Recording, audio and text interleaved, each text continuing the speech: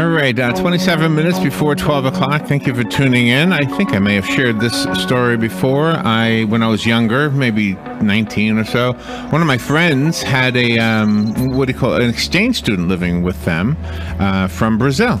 Oh, nice. And I got to know a little bit about Brazil, and I learned a few Portuguese words. I don't know that I remember them anymore. It was too long ago. And then later on in life, she became a friend on Facebook, and it was so kind of cool to have somebody in Brazil. It seems like an exotic place when you live here in Florida. And recently she passed away, so it was kind of sad news that I heard about our friend Carla. But on the phone, she would be happy to know. We're speaking to Prince Luiz Philippe e Braganca. Am I saying that right, Robin? Yes.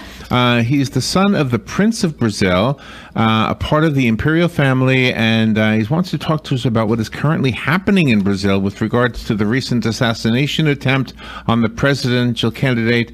Oh, and I don't know how to say the guy's name. Jair Bolsonaro, maybe?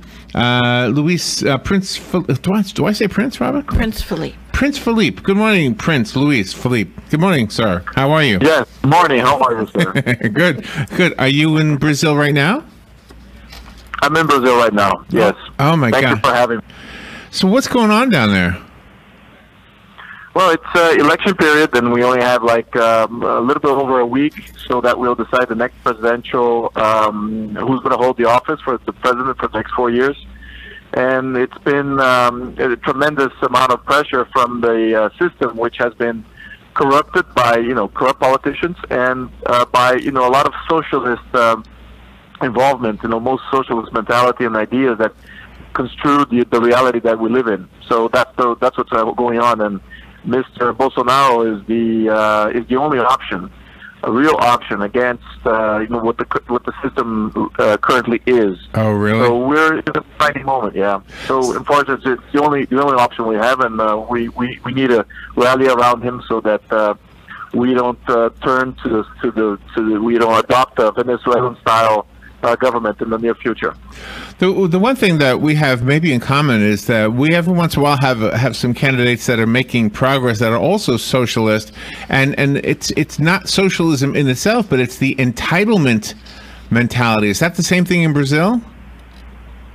Yes, we're living already an advanced stage of a lot of entitlements and privileges for social servants and special interest groups and social classes. So we're already at a very advanced stage of excess entitlements and interest and a lot of exceptions to the law. So already living that reality. Maybe the United States is a little bit still growing into that stage, but so we're currently in the decade. We're falling, basically imploding ourselves, the welfare state system that we built. So that's what's going on. Which is a sad state of affairs. Brazil did really well economically because of the trade that you had done, and you would consider that a capitalistic way of running a country. Do you agree? Yes, I agree. There's some degree of liberty, but not as close as economic liberty as you see in the United States, and not as close as liberty as you see in many European countries, which are already more, government. There's a lot more governmental involvement in Europe vis-a-vis the United States. So Brazil is even further along the lines of becoming a socialist economy and a socialist political system. So the reality is that when you have such an intervening government force, it creates a collapse. They're not really fiscally responsible. So it creates all these governmental programs, and it's impossible to sustain that with the tax inflows. And you are a businessman in your own right, sir. How is the election going to affect your business? Yes, actually, most of the businesses are rallying around the Jair Bolsonaro options. And basically, now they have a radical left candidate that is picking up the tab as an opponent to Mr. Bolsonaro. So there's a real and a clear division as to what type of a Brazil that we need to have.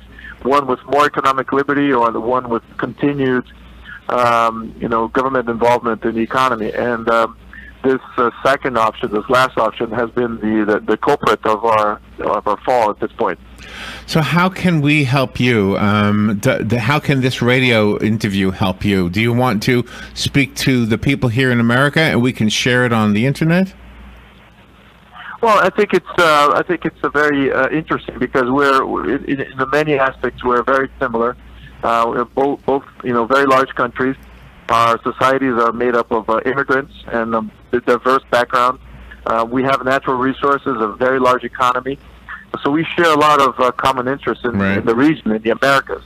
Yeah. And the reality is that we see that the political spectrum, politics is now becoming a global affair.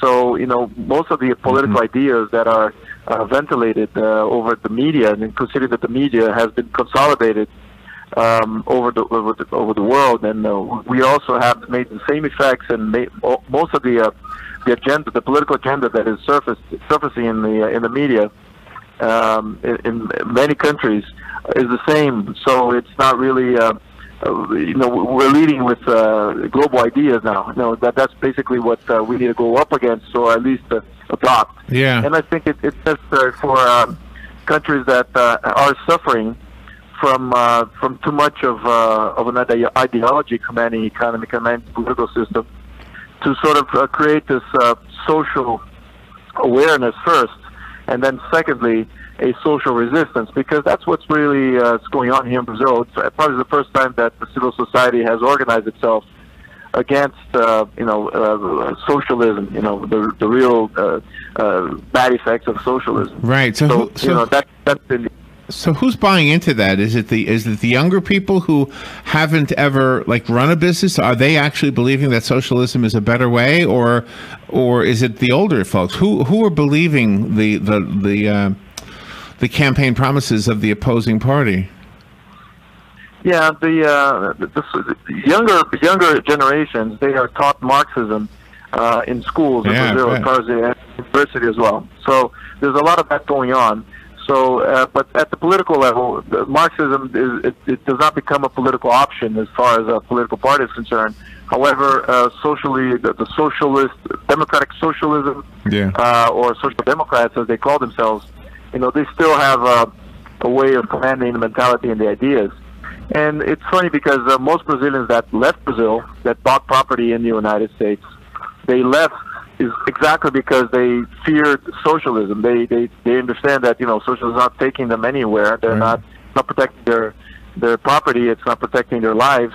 We're unable to carry guns. The socialist government took our protection away, and it's not providing any protection for us. So we have one of the highest mortality rates as far as assassination attempts and so forth in the world. So it sounds like you've got your act. It sounds like you've got your act together. Have you considered running?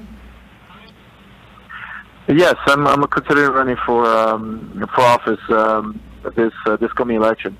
But I've been a political activist for the past 4 years, so I haven't changed much of what I'm saying. But it's funny that the Brazilians that leave Brazil, they leave for capitalism. Yeah. Yet they arrive in the United States and actually vote for non-capitalist, pro-capitalism candidates. So there's sort of an incoherency, and I think the Brazilian population in the United States is growing as a function of our demise here in Brazil.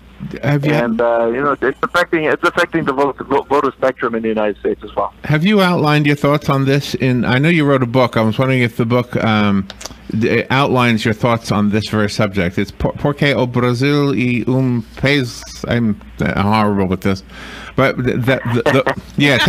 does that book help the reader understand your position? Absolutely. I think it helps also, worldwide readers once I get it translated. But the title is "Why is Brazil Lagging Behind?"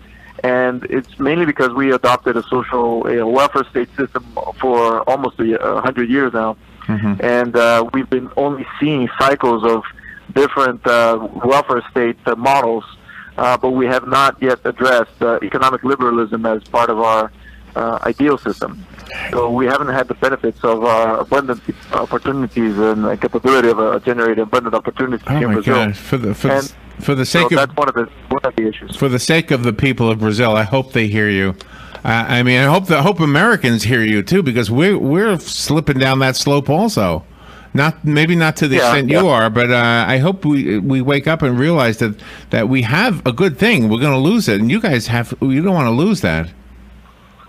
Absolutely, and I think it's interesting to have the at least the Brazilian migration and the migrants that have been growing in number, and they're good quality migration to the United States. They're the property owners, they are business owners, they have capital in order for investment. So they need to align themselves towards a more coherent ideological system which is against what they're fleeing from. So they need to understand that, and I think that's one of the missions that I also have in providing these interviews. So I agree. Thank you very much for the opportunity for coming here. No, Luis, it's an honor to have spoken to you, and I pray that Brazil hears what you're saying and votes the right way. Do you want to leave us with a website? Yes. Well, my website is. You can also follow me on my Facebook. It's my full name, so it's not an easy name to follow. But it's Luiz Philippe Orleans Braganca. If any Brazilian is looking for that, you can find it there. Or my website is lpbraganca.com.br, and they can reach me there as well. Okay, and we will do our best to make sure we connect that to this podcast. Luis, thank you for being on the show with us today. Thank you, everybody. Thank you for having me. All right, we'll be right back.